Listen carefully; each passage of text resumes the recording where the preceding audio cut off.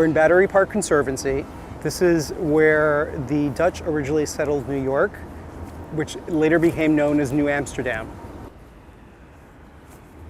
Since I live on a 21-story building, I couldn't really have hives on top of the building due to the winds. Bees don't really like high rises too much. So I wrote to a few areas, including the Battery Park Conservancy. When the Dutch originally settled New York, they arrived with their bees, which they had their hives in their little gardens. And this was probably one of the locations where one of the little Dutch homes had its own hive. So when I wrote to Battery Park, I reminded them we would be reconnecting with the past of New York by having some hives here at Battery Park. Beekeeping was actually legalized in New York City in March of 2010. And prior to that, bees were listed on a big list of dangerous animals, including tigers and snakes, which was, absolutely silly. 1 in 3 bites of food we eat are pollinated by bees. We really need bees. No bees, we're not gonna have too many of the tasty foods we like. I think when you have bees in New York City, you have to be a little bit more creative. It is an urban area. This is a small plot of area, but you really feel close to nature here with the apricot trees, the tiger lilies, and the hive of bees pollinating. By having a hive in New York City, it ties into the local food movement. There are buildings that now have farms on top of them, and when you have farms, you kind of need bees in order to maximize crop yield. Our top box was just installed not even a week ago, so there isn't a whole lot. This is new comb that I've put in there that will build out. They say dogs are a man's best friend, bees are, a farmer's best friend. Okay, so here we have the hive, and since it's early in the morning and it's not super warm, they're still hanging around, not really, they're doing their work and also gearing up for the day. And here, this white comb, capped comb, is honey. And here we see the bees creating the honey out of nectar. What they do is they deposit liquidy nectar in each of those cells, and they fan their wings until the water is evaporated off to form honey. And once there's a sufficient amount of honey in the cell, they cap it off with this white wax.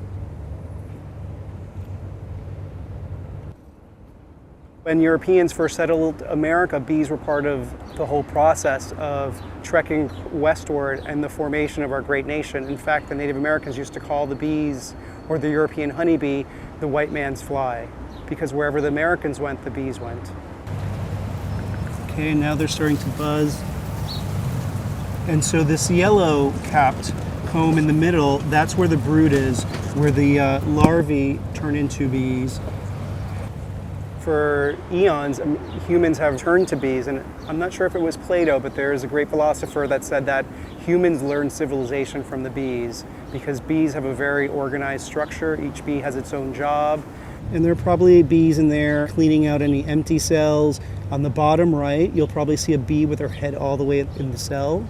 Since larvae have to be at a particular temperature, there are always bees clustered around, fanning their wings to get the heat up if needed. Of course, we know about the queen bee and her court, but there are the bees that go collect the pollen, there are the bees that go collect the nectar, there are the mortician bees, there are the bees that are the nurse bees that nurse the young. So they each have their own role, and in a way, we see civilization in the hive. Oh, look in the middle, you can see a drone, the very large bee that looks like a drone. The drones are the male bees that don't really do a whole lot. They basically lived to reproduce with the queen. They don't have a stinger, they don't go out and collect food, they just kind of hang around and wait for that right moment.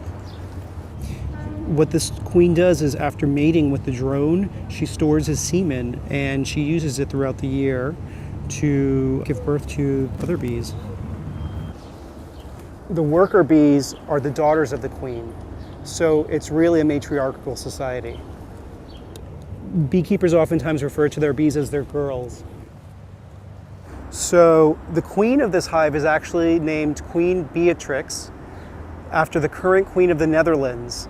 And I gave her that name as a nod to New York City's history as a Dutch trading outpost. What got you into bees? Several years ago, I read this fantastic article and it addressed the issue of colony collapse disorder, which it's an unknown phenomena where nearly 1/3 of commercial beehives have been dying out mysteriously. In many cases, the bees just disappear. There are no dead bees around the hives, and they're trying to figure out if it's a virus, a bacteria, some sort of pathogen that's causing this, or maybe a combination of factors.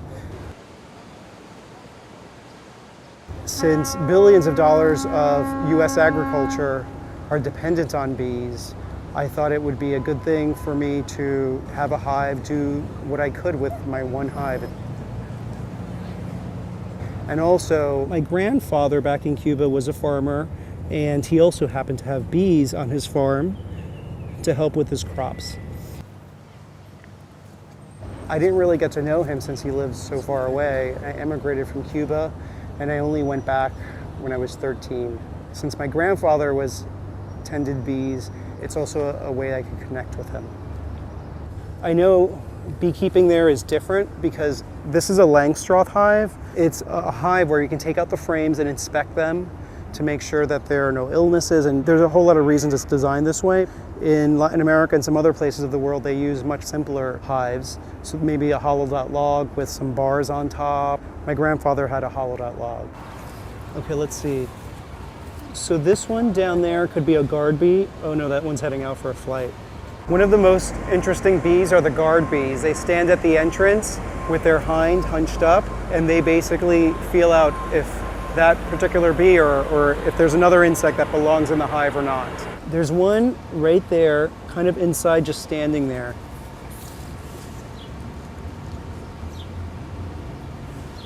And I'm adding water for the bees. The bees, like everyone else and every other animal, need water to survive.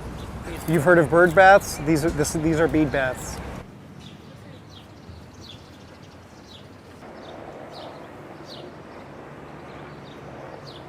They're not a pet that you can pet and cuddle, but I feel close to them and like I should take care of them because they're also taking care of us.